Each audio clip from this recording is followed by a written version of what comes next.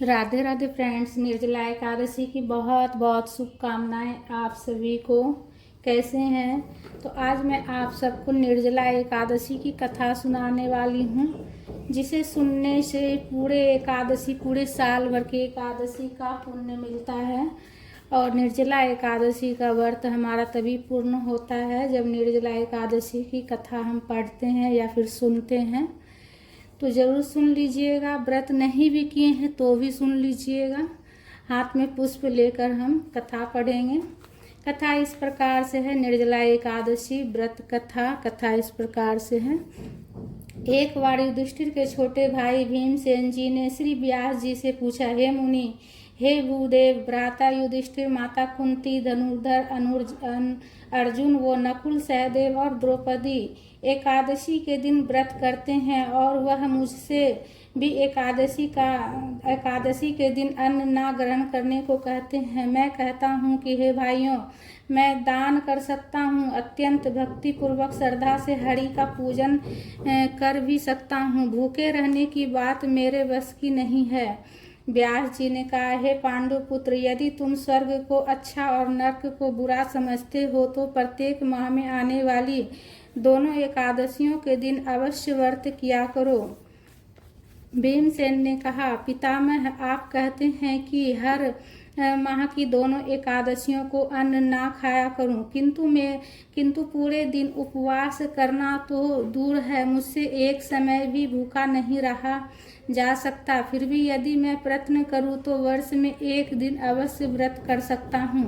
अतः आप मुझे एक व्रत बताइए। श्री व्यास जी ने कहा, भीम, ऋषियों ने एवं महर्षियों ने अनेक शास्त्रों की रचना की है। यदि कलयुग में मनुष्य उन पर आचरण करे तो अवश्य ही मुक्ति को प्राप्त कर सकता है। पुराणों का कथन है कि प्रत्येक माह की दोनों एकादशियों का व्रत करने से अवश्य ही स्वर्ग की प्राप्ति होती है।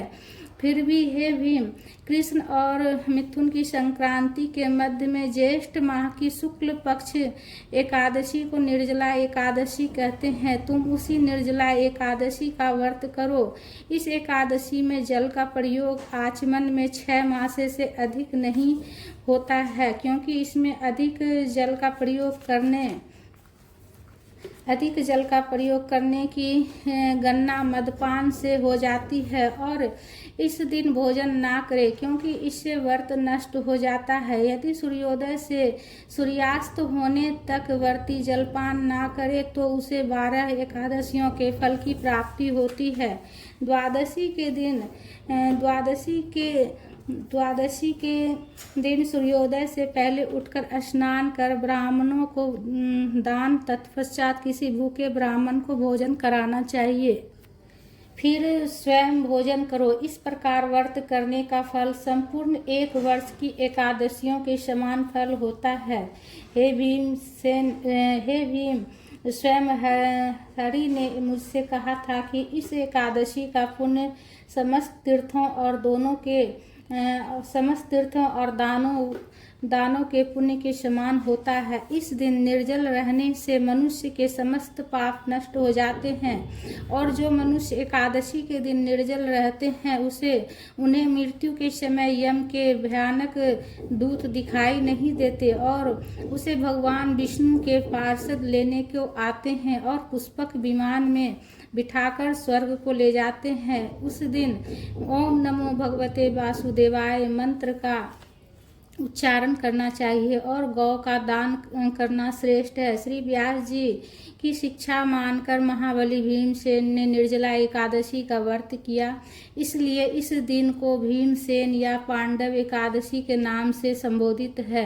निर्जल व्रत करने से पहले भगवान की पूजा करनी चाहिए और हाथ जोड़ विनय करे कि हे भगवान, मैं आज निर्जल एकादशी व्रत करता हूँ, आप मेरी मनोकामना पूर्ण करें। जो मनुष्य इस व्रत को प्रत्येक पहर को स्नान करके तप इत्यादि कर्म करते हैं, उन्हें स्वर्ग के उन्हें स्वर्ण के दान का फल प्राप्त होता है। और जो मनुष्य व्रत के दिन यज्ञ होमादि करते हैं उनके पुण्य फल का वर्णन भी नहीं हो सकता है। इस व्रत के करने से मनुष्य विष्णु लोक को प्राप्त करते हैं। ब्रह्म हत्यारे, मदपान करता, चोरी करने वाले और गुरु दोषी तथा असत्यभाषी मनुष्य भी इस व्रत को करने से स्वर्ग को जाते हैं। और जो मनुष्य इस दिन भोजन करते हैं वे चांडाल के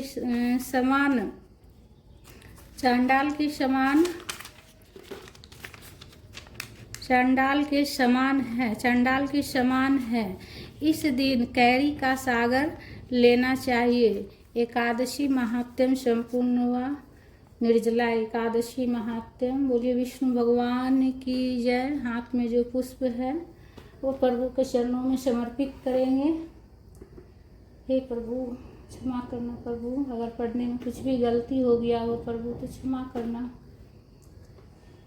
तो फ्रेंड्स कथा को ज़्यादा से ज़्यादा शेयर कीजिएगा और विष्णु भगवान जी को जयकारा जरूर से ज़रूर लगाइएगा। कथा को लाइक कर राधे राधे। निर्जला एकादशी की बहुत बहुत शुभकामनाएं आप सभी को एक बार फिर से। राधे राधे।